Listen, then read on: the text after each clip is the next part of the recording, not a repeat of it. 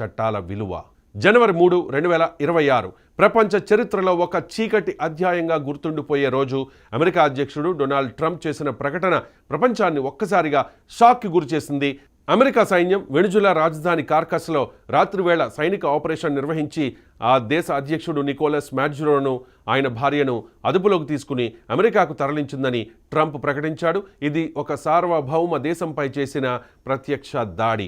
ఒక దేశంలోకి మరొక దేశం సైన్యంతో ప్రవేశించి ఆ దేశ అధ్యక్షుడిని పట్టుకుని తీసుకెళ్లడం చరిత్రలో అరుదైన సంఘటన.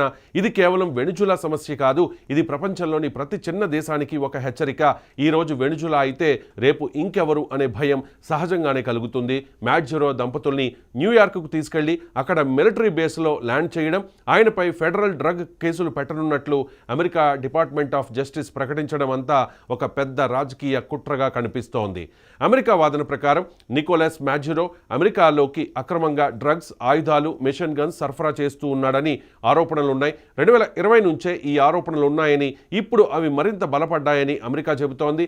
మాడ్యురో పాలనను మాడ్యురో కార్టెల్గా అభివర్ణిస్తూ ఇది మొత్తం డ్రగ్స్ మాఫియాతో నడిచే వ్యవస్థ అని అమెరికా ఆరోపిస్తోంది. ఇప్పుడు ఈ కేసుల్లో ఆయన భార్యను కూడా చేర్చడం ద్వారా మాడ్యురో కుటుంబాన్ని పూర్తిగా నేరగాళ్లుగా చిత్రీకరించే ప్రయత్నం స్పష్టంగా కనిపిస్తోంది. కానీ ఇక్కడ ఒక మౌలికమైన ప్రశ్న ఉంది.